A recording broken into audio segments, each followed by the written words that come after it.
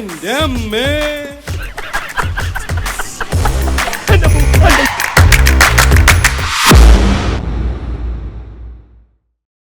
സാറേ കിട്ടി സാർ. എന്താ അത് ആ മെറ്റിൽഡ കമ്പനിക്കാർ കൊടുത്തയച്ച കുറച്ച് സാമ്പിൾ മെഡിസിൻ അല്ലേ? അതെ. കൺസൾട്ട് റൂമിൽ കൊണ്ടുവെക്കടാ. പിന്നെ ഇത് നമ്മുടെ രഹസ്യ സംഘത്തിൽ വെച്ചാ മതിയോ അതോ എവിടെങ്കിലും കൊണ്ട് വെക്കടാ. ഇവന്റെ പറച്ചിൽ കേട്ട ഏതാണ്ട് മദ്യം കൊണ്ടുവന്ന പോലെയാണല്ലോ. അല്ല പിന്നെ അത്യാവശ്യത്തിന് വെപ്പാളപ്പെട്ടിടും തപ്പുമ്പോ കണ്ടില്ല എന്നും പറഞ്ഞ് എന്നെ ചീത്ത വിളിക്കാതിരുന്നാ മതി. സാമ്പിൾ മോളി എന്ന് ഡ്രസ് മാറ്. നന്നായിട്ട് ഡ്രസ് മാറില്ല. ഞാൻ മാറിക്കോളാം. അത് മാറിക്കോളും. അത് വലിയ പ്രശ്നമൊന്നുമില്ല. ആ സിസ്റ്ററെ, ഞങ്ങള് കൺസൾട്ടന്റ് റൂമിൽ ഉണ്ടാവും. അവിടെ ഗൗരവതരമായ ചില കാര്യങ്ങൾ ഡിസ്കസ് ചെയ്യാണ്ട് കഴിക്കാറുമ്പോൾ വിളിച്ചാൽ മതി. ആ പിന്നെ ഡിസ്കഷൻ ഇടയ്ക്ക് തൊട്ട് നക്കാൻ അച്ചാറ് ഉപ്പേരി വല്ലതും വേണ്ടി വരുമോ? ചെല്ലി എന്തുപോലെ അറിയണ്ട.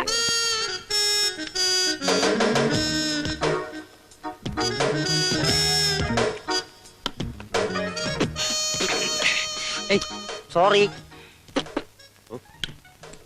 സാറന്മാരെ, ഭാര്യമാരെ ഇങ്ങനെ പേടിക്കുന്നത് ഭീരുത്വമാണ്. സ്വാതന്ത്ര്യമായിട്ട് അല്പം മദ്യപാനം കുടിക്കാൻ പറ്റില്ല എന്ന് പറഞ്ഞാൽ നമ്മളൊക്കെ ആണുങ്ങളാന്ന് പറഞ്ഞ് നടക്കണം. എന്തിന് ഇവൻ ചളാക്കുവോ? വേഷം കെട്ടെടുത്താണല്ലോ അടിച്ചതിന്റെ. അടിക്കണം സാർ, അടിക്കണം സാർ. സാറിന്റെ ഉപ്പ് തിന്ന് വളർന്നാണ് ഈ തടി. അടിക്കണം സാർ. ഉപ്പ് മാത്രം തിന്നാ പോരാ, ഇടയ്ക്ക് ഇത്തിരി ചോറും കൂടി തിന്നണം. എന്നാലേ അടി കൊള്ളാനുള്ള ആരോഗ്യം ഉണ്ടാവും. എടുത്തു വെക്കടാ.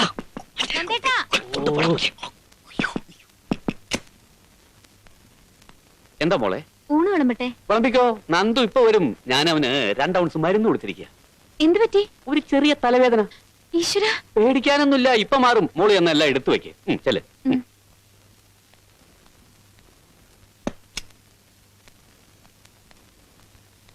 ഇന്ദുവിന് സംശയമൊന്നുമില്ല? ഒരു സംശയമില്ല. നീ വെറുതെ കോൺഷ്യസ് ആയി സംശയം ഉണ്ടാക്കാതിരുന്നാ മതി. Hello, doctor Menon here. അങ്കിളെ, തോക്ക് തോക്ക്. ആര്? ഞാനോ? എനിക്ക് തോക്കാൻ മനസ്സില്ല. നീ വേണി തോക്ക്. അയ്യോ അല്ലങ്കിളെ, അമ്മാവൻ തോക്കുമായിട്ട് അങ്ങോട്ട് വരുന്നുണ്ടെന്ന്. ഏതമ്മാവൻ? അമേരിക്കയിലുള്ള ഇന്ദിരയുടെ അച്ഛൻ. ഇങ്ങോട്ടോ? എന്തിന്? കൊല്ലാൻ.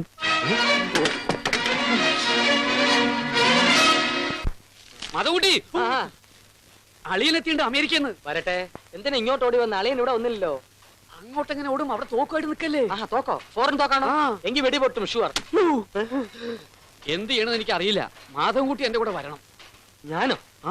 സോറി, എന്റെ മനഃശാസ്ത്ര സമീപനം അമേരിക്കയിൽ നിന്ന് വന്ന ഒരുത്തന്റെ മുമ്പിൽ ചാമ്പലാക്കി കളയാൻ ഞാൻ തയ്യാറല്ല. എന്ന് പറഞ്ഞാൽ ഞാൻ കൂടെ വരുന്ന പ്രശ്നമില്ലെന്ന്.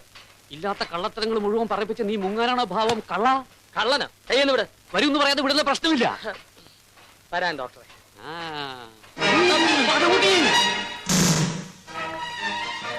മതകുട്ടി, എന്നെ ഓടിക്കല്ലേ, എനിക്ക് പ്രഷറുണ്ട്. എന്ത് പ്രഷർ ഉണ്ടായാലും ഞാൻ കൂടെ വരുന്ന പ്രശ്നമില്ല. നീ വന്നുള്ള സത്യം പറഞ്ഞാൽ മതി. അമേരിക്കൻ മലയാളികളുടെ തല്ലുകൊള്ളാൻ എന്നെ കിട്ടില്ല. നിന്നെ കൂടി ഞാൻ പറയിപ്പിക്കും. കള്ളം തന്റെ. അയ്യോ, നല്ല പ്രഷർ. എന്റെ ദൈവമേ, അടി വരുമ്പോ കൂട്ടത്തോടെ ആണല്ലോ ഇവിടെ ഇയാള്. അവിടെ അവര്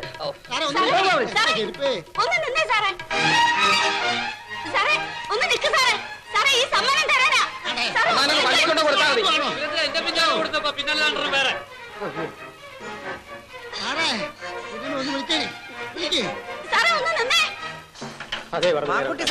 ബ്രേക്ക് പിടിക്കണം. എന്തിനാ ഓർണേ? തടിക്ക് കോട്ടം തട്ടാതിരിക്കാൻ. ഓട്ടം നല്ലതാ. അത് ശരി. ഡോക്ടർ സാറിനെ കണ്ടോ? ഇല്ലല്ലോ. അങ്ങോട്ട് വരുന്നു പറഞ്ഞാണല്ലോ പോന്നത്. എന്ത് പുല്ല്? അമേരിക്കയിലെ സാറും നന്ദു സാറും ഇന്ദു സാറും വരുന്നുണ്ട്. എവിടെ? എന്റെ പുറകെ. ഞാൻ അവിടേക്ക് എസ്കോർട്ടായിട്ട് പോകുന്നതാ. കൊണ്ടുകൊടുക്കാമെന്ന് കരുതി ഉപ്പാപ്പന്റെ വീട്ടിൽ ചെന്നപ്പോ ഉപ്പാപ്പൻ പായ് കൊടുത്ത് നിൽക്കുന്ന പറഞ്ഞ പോലെ ആയാലോ ഇത് ആരോഗ്യം. അതെ ഡോക്ടർ സാർ. അയ്യോ അയ്യോ, എന്റെ സൈക്കിള്. അങ്കിളെ ഒന്ന് നിന്നേ.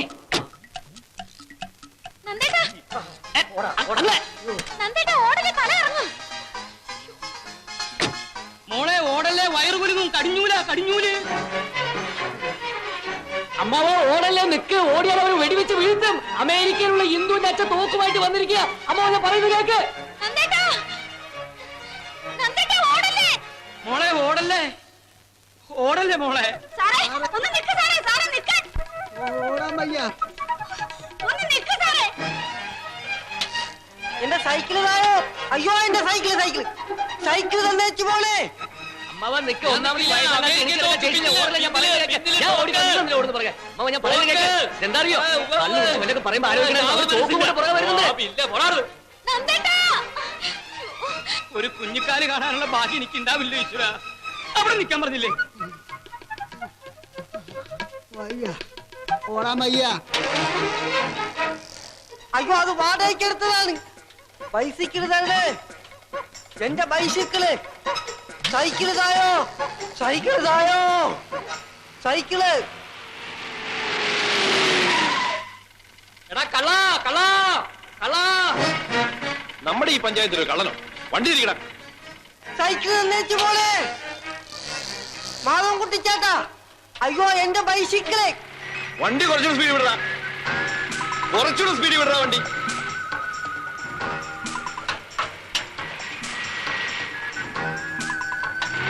ഇടിച്ചിടാ അവനെ. അയ്യോ!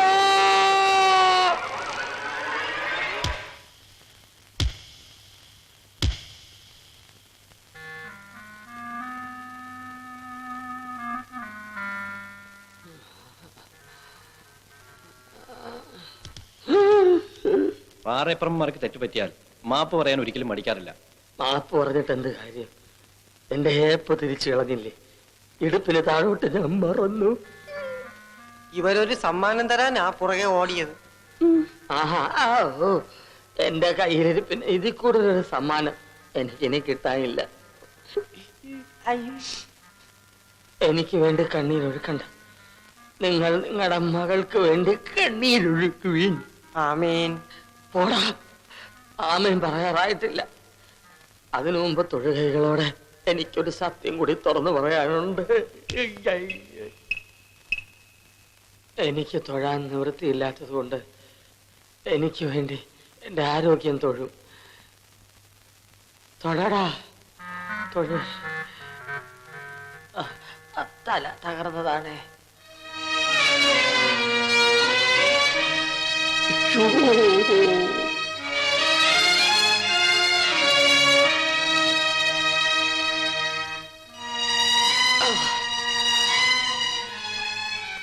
മരണം കാത്തു കിടക്കുന്ന ഒരാളുടെ അവസാന മൊഴി എന്ന നിലയ്ക്ക് ഇന്നിരിയുടെ അപേക്ഷയുണ്ട്.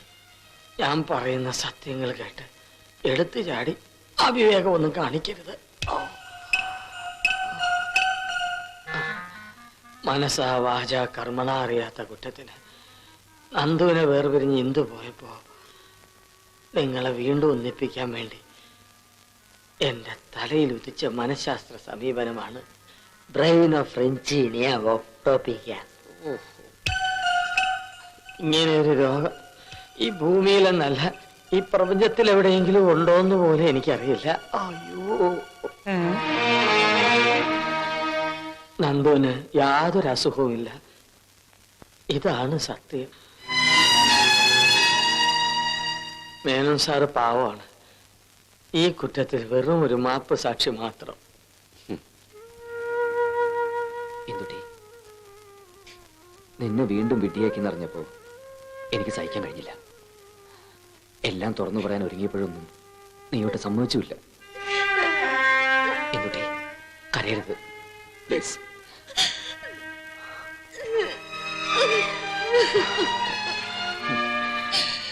എനിക്ക് സന്തോഷമായി. ഇനി മനസ്സുഖത്തോടെ മരിക്കാം.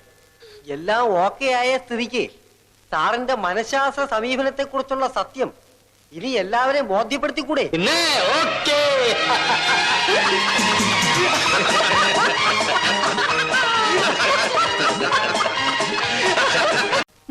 എന്തായി കാണിക്കണേ? എന്റെ മോനോട് ഒരു വാക്ക് പറയിപ്പിക്കാതെ നീ ഫോൺ വെച്ച് കളഞ്ഞല്ലോടി. എന്താ, എന്തു പറ്റി? എന്നോട് മിണ്ടാതെ തുള്ളിച്ചാടി ഇവിടെ വന്നൂന്ന്. ഫോൺ വന്നതുകൊണ്ടാ. അത് എന്നോട് പറയണ്ടേ? അമ്മ ടി വി കണ്ടോണ്ടിരിക്കായിരുന്നു. ഞാൻ ടി വി കണ്ട് ചത്തിരിക്കുക? അല്ലെങ്കിൽ എനിക്കറിയാടി, ഞാൻ എന്റെ മോനോട് സംസാരിക്കുന്നത് നിനക്ക് തീരെ അവർക്ക് ഭാര്യയ്ക്കും ഭർത്താവിന് എന്തെങ്കിലുമൊക്കെ സ്വകാര്യം പറയാൻ കാണില്ലേ? എന്തുട്ട് കോപ്പിന് സ്വകാര്യം?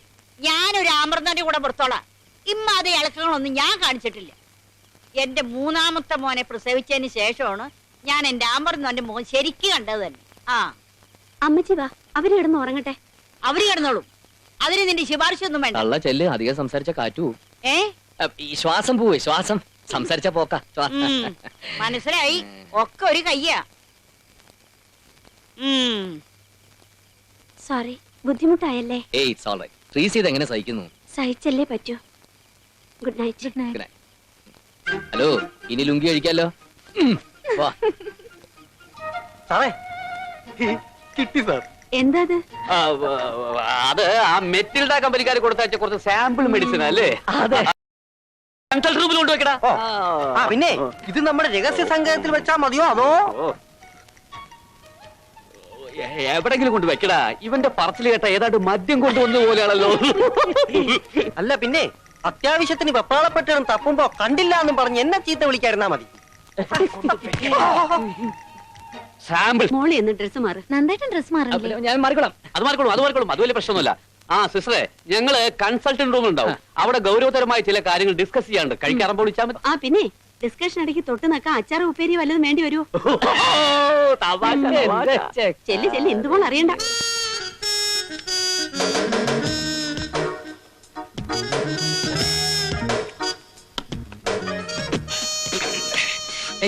സോറി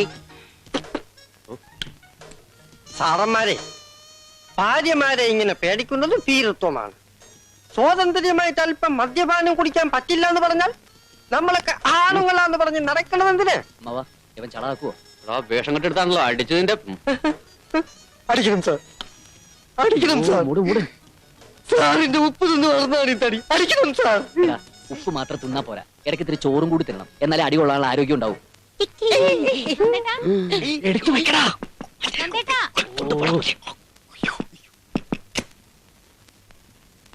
എന്താ മോളെ? ഊണ് വിളമ്പട്ടെ? വിളമ്പിക്കോ. നന്ദു ഇപ്പൊ വരും. ഞാൻ അവന് 2 ഔൺസ് മരുന്ന് കൊടുത്തിരിക്കുക. എന്ത് പറ്റി? ഒരു ചെറിയ തലവേദന. ഈശ്വര, പേടിക്കാനൊന്നുമില്ല, ഇപ്പൊ മാറും. മോളി എന്നെല്ലാം എടുത്തു വെക്ക്. ചെല്.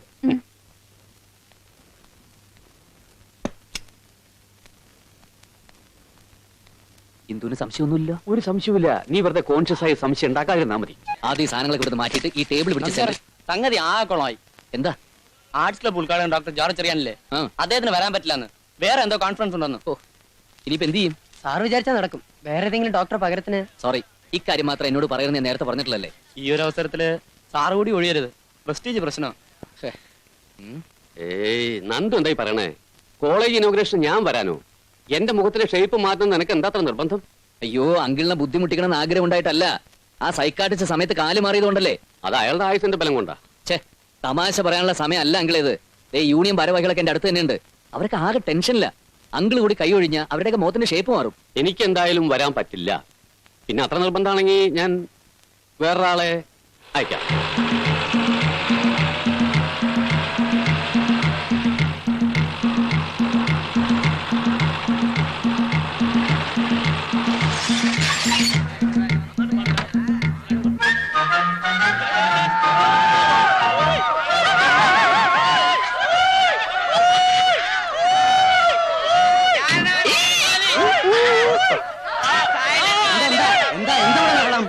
വെറുതെ കിടന്ന് കൂവാ.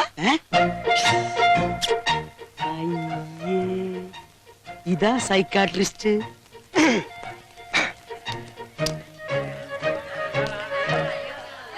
ഡോക്ടർ ഗോൺസാൽവോസ് ആണോ? ഞാൻ ആരോഗ്യസ്വാമി. ഗോൺസാൽവോ സാറിന്റെ ബോഡി കണ്ടിട്ട് മേനോൻ സാർ അയച്ചതാണ്. ഗോൺസാൽവോസ് ഉണ്ടല്ലോ. മാറി നിൽക്കൂ.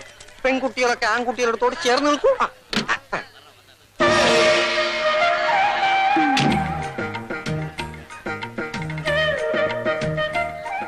സർവമംഗളാനുഭവന്തു.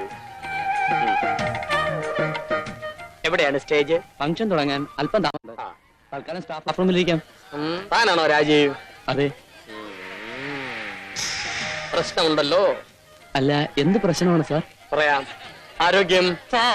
ഇവരോട് പെട്രോൾ അടിക്കാനുള്ള കാശ് നേരത്തെ പഠിച്ചു വെച്ചോ. എവിടെയാണ് സ്റ്റാഫ് റൂം? ഇതാ അവിടെയാണ് സ്റ്റാഫ് റൂം.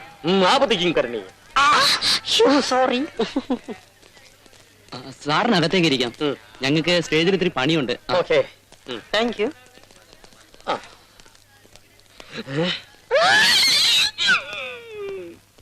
കറിയാച്ചെത്തുന്നില്ലേ?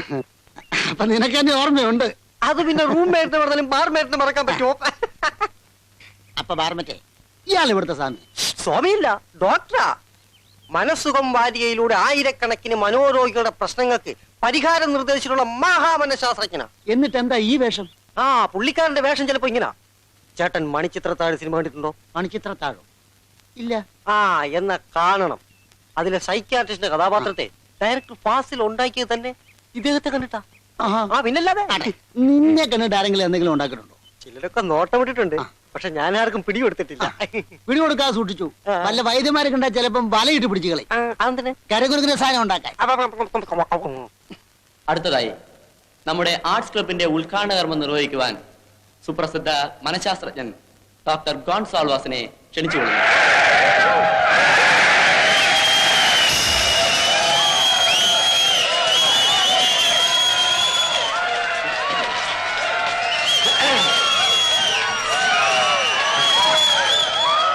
കൂവലിന് ശക്തി പോരാ.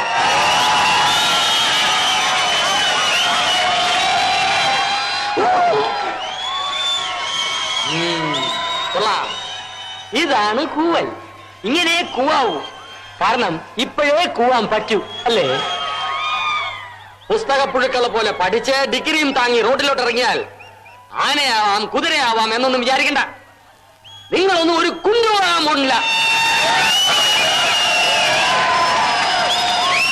നിങ്ങൾ ഇങ്ങനെ കൂവിയാ മാത്രം പോരാ.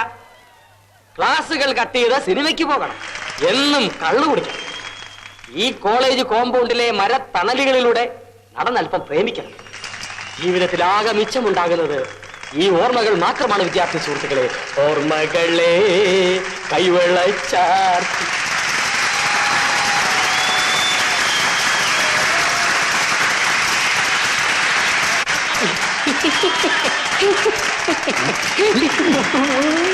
നിങ്ങളുടെ പ്രിൻസിപ്പൾ അച്ഛനെ പോലെ ക്ലോക്കിലെ സമയം നോക്കി ജീവിക്കാനുള്ളതല്ല ജീവിതം.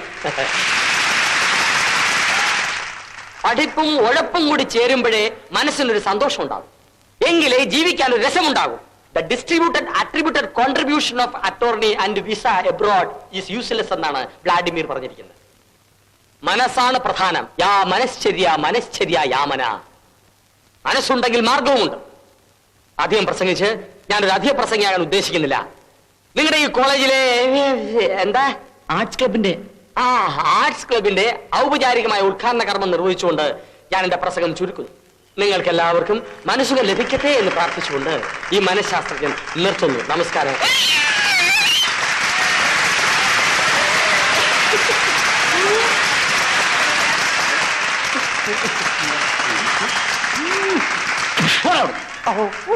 എന്റെ ഭാര്യ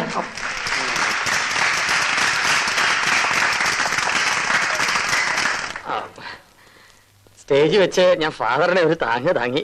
സോറി, കൂവലടക്കാൻ ഞാനൊരു സൈക്കോളജിക്കൽ അപ്രോച്ച് നടത്തിയതാ. ഓ അങ്ങനെയാണോ? It's good. പിന്നെ മിസ്റ്റർ ഗോൺസാൽവോസ്, നന്ദഗോപാലൻ സാർ ഒരുക്കിയ ഗാനമേളയുണ്ട്, സ്വല്പം കേട്ടിട്ട് പോകാം. സോറി ഫാദർ, എനിക്ക് സമയമില്ല. അത്യാവശ്യമായിട്ട് ഊളംപാറയിലെത്താം. അവിടെ മുന്നിൽ ഉദ്ഘാടനമാണോ? അല്ല, കുറച്ച് റെസ്റ്റ് എടുക്കണം.